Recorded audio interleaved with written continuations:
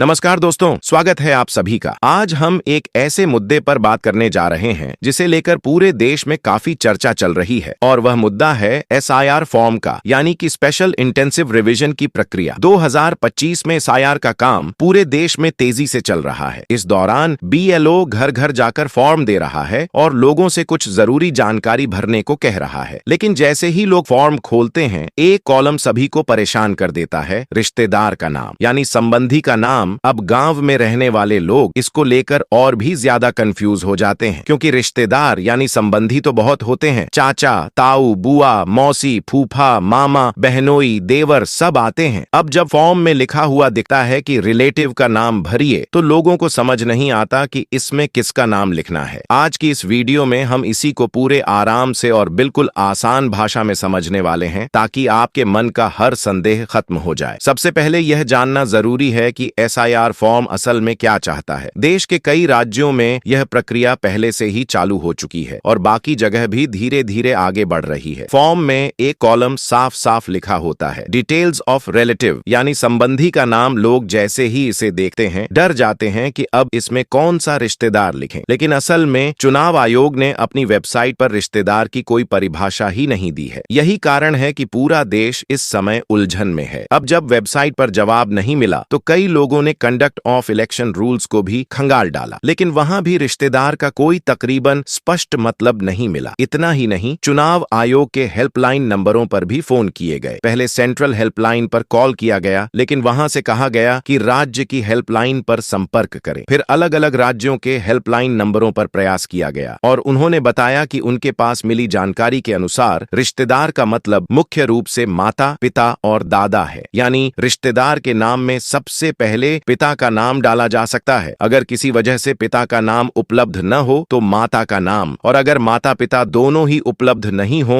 तो दादा का नाम। यह तीन रिश्तेदार ऐसे हैं जिन्हें ECI के हिसाब से इस कॉलम में लिखा जा सकता है। हस्बैंड या वाइफ के बारे में जब उनसे पूछा गया तो उन्होंने साफ साफ जवाब नहीं दिया। इसका मतलब यह हुआ कि पति या पत्नी को रिश्तेदार के रूप में शामिल करने पर अभी भी कोई साफ निर्देश नहीं है। अब सवाल उठता है कि आखिर ये तीन रिश्तेदार ही क्यों? इसका जवाब यह है कि चुनाव आयोग उन रिश्तेदारों का नाम चाहता है जिनका पुराना रिकॉर्ड पहले से वोटर लिस्ट में मौजूद हो। 2002 से 2003 की पुरानी इंटेंसिव रिवीजन लिस्ट में अगर पिता, माता या दादा का नाम पहले से दर्ज है तो उससे आयोग को यह पुष्टि मिलती है कि यह परिवार उसी घर से जुड़ा हुआ है। इस तरह पुरानी और नई जानकारी को आसानी से मिलाया जा सकता है। अब देखें, गांव में लोग अक्सर क्या करते हैं, रिश्तेदार का मतलब अपने पूरे कुटुंब से लगा लेते हैं, जैसे चाचा, ताऊ, बुआ, मौसी। लेकिन SIR फॉर्म ऐसा नहीं चाहता। इसमें ऐसे रिश्तेदार का नाम भरना है जो आपके सबसे नजदीकी परिवार का हो और जिनका रिकॉर्ड पहले से वोटर लिस्ट में मिल सके। यही वजह है कि चुनाव आयोग खून के रिश्ते को आधार मानता है। माता पिता और दादा खून के रिश्ते हैं, लेकिन पति या पत्नी विवाह संबंध है। इसलिए ECI इस पर अभी भी असमंजस में है। अब यहाँ एक और बात समझने वाली है। चुनाव आयोग ने रिश्तेदार की परिभाषा को लेकर अभी तक कोई लिखित गाइडलाइन जारी नहीं की है। इसका मतलब है कि अभी तक BLO को भी पूरी तरह ट्रेनिंग नहीं मिली है कि फॉर्म में रिश्तेदार किसे माना जाए। जब हेल्पलाइन पर ही यह स्पष्ट नहीं था तो यह मानना पड़ेगा कि इस विषय पर आयोग की तरफ से कोई ठोस बयान अभी तक जारी नहीं हुआ है। इसलिए कई BLO भी लोगों को अलग अलग जवाब दे रहे हैं। एक बात हमेशा याद रखें, BLO के पास हमेशा सबसे ताजा जानकारी पहुंचती है। YouTube वीडियो एक दिन पुराना हो सकता है, 10 दिन पुराना हो सकता है, लेकिन BLO को तुरंत अपडेट मिलता है। इसलिए जब भी BLO आपके घर आए, कोशिश करें कि उनसे जरूर पूछ लें कि रिश्तेदार वाले सेक्शन में किसका नाम डालना है। अगर आप अभी भी उलझन में हैं कि कौन सा नाम लिखें, तो बिना सोचे समझे सबसे पहले पिता का नाम लिखिए। अगर पिता का नाम उपलब्ध नहीं है तो माता का और अंतिम विकल्प दादा का नाम। अब सवाल आता है, क्या इन तीनों के अलावा किसी और का नाम लिखा जा सकता है? देखिए, नियम साफ नहीं है, इसलिए अभी के लिए वही नाम लिखें जो सबसे पहले दादा, पिता, माता की श्रेणी में आते हैं। इससे फॉर्म पास होने की संभावना ज्यादा रहती है और वेरिफिकेशन में कोई दिक्कत नहीं आती। एक और जरूरी बात, अगर आपके परिवार में किसी का नाम पुरानी लिस्ट में नहीं है और BLO भी वेरिफिकेशन में दिक्कत बता रहा है तो आप BLO से खुद बातचीत करें। BLO आपके घर के रिकॉर्ड और इलाके के रिपोजिटरी को देखकर आपको सही जानकारी दे देगा। याद रखिए, BLO आपका दुश्मन नहीं बल्कि आपकी सुविधा के लिए नियुक्त किया गया अधिकारी है। अब बात बात करते हैं कि आपको क्या करना चाहिए। सबसे आसान और सीधी बात यही है कि फॉर्म भरते समय जल्दबाजी न करें। फॉर्म के ऊपर BLO का मोबाइल नंबर लिखा होता है, उस पर कॉल करके पूछ लीजिए। BLO की बात को अंतिम माना जाता है क्योंकि वही सबसे नजदीकी अधिकारी है जिसके पास वास्तविक समय की जानकारी होती है। अब अंत में एक ऐसा संदेश जिसे हर घर तक जाना चाहिए। SIR फॉर्म कोई डरने वाली या जटिल प्रक्रिया नहीं है, बस जानकारी की कमी के कारण लोग घबरा जाते हैं। अगर आप सही रिश्तेदार का नाम भर देते हैं तो आपका फॉर्म बिना किसी परेशानी के पास हो जाएगा, और अगर गलती रह भी जाए तो BLO उसे ठीक करा देगा। इसलिए चिंता करने की कोई जरूरत नहीं है। बस जानकारी रखें, सही नाम डालें और अपना वोटर रिकॉर्ड साफ सुथरा रखें। दोस्तों, उम्मीद है कि आज की जानकारी ने आपकी सारी उलझनें दूर कर दी होंगी। अगर फिर भी किसी के मन में कोई सवाल हो तो आप नीचे कमेंट में जरूर पूछें। चैनल को सब्सक्राइब करें ताकि हम ऐसे ही उपयोगी वीडियो आपके लिए लगातार लाते रहें। धन्यवाद। मिलते हैं अगली वीडियो में।